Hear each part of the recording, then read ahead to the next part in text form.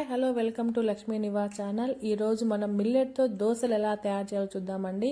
దానికి కావాల్సినవి బియ్యం, ఉద్దిపప్పు, అలాగే మిల్లెట్స్ అంటే చిరుధాన్యాలు, అలాగే కొంచెం అన్నం తీసుకుందామండి. అన్నం అనేది పూర్తిగా ఆప్షనల్, అలాగే బొరుగులు కూడా తీసుకోవచ్చు దాని స్థానంలో.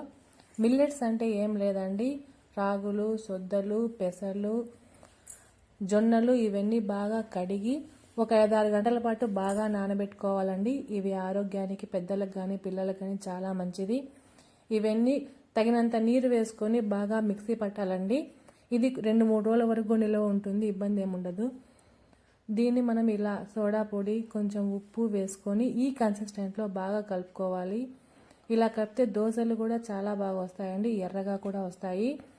ఇది పిల్లలు చాలా ఇష్టంగా తింటారు. పెద్దలకు కూడా చాలా మంచిదండి ఆరోగ్యానికి. తగినంత నూనె వేసుకోండి, లేదా మీ ఇష్టం నెయ్యి అయినా వేసుకొని కాల్చుకుంటే రెండు పక్కల చాలా బాగుంటుందండి.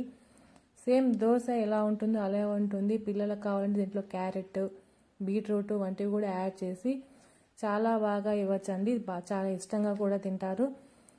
దీని రెండు పక్కల బాగా చక్కగా కాల్చుకోండి, చాలా మెత్తగా కూడా వస్తుంది. అలాగే నూనె కొంచెం ఎక్కువ వేసుకుంటే కూడా దోశ బాగా మెత్తగా వస్తుంది. దీన్ని చాలా బాగా పిల్లలు ఇష్టంగా కూడా తింటారు 2 రోజులు అలవాటు చేస్తే. ఇలా ఇనుప పెనం మీద వేయడం ద్వారా ఆ పిల్లలకు ఆరోగ్యానికి కూడా మంచిదండి. నాన్ స్టిక్ వీలైనంత వరకు ఖచ్చితంగా అవాయిడ్ చేయడమే మంచిది. ఇలా కారం ఉంది కదా అండి, కారం కూడా వేసుకుంటే పిల్లలు స్పైసీగా కూడా చాలా బాగా ఇష్టం తింటారండి. ఇది చాలా ఆరోగ్యానికి మంచిదని చెప్పాను కదా. దీంట్లో ఇన్ని అలాగే కారంతో సర్వ్ చేసుకోవచ్చండి. మిల్లెట్స్ అనేటివి ఆరోగ్యానికి చాలా మంచిది. పిల్లలకు అలాగే ఎముకల పుష్టికి కానీ, పెద్దల్లో బీపీ, షుగర్ కంట్రోల్ కానీ ఇవి చాలా మంచిదండి. దీంతో ఎగ్ దోశ కూడా అలాగ చేసుకోవచ్చు.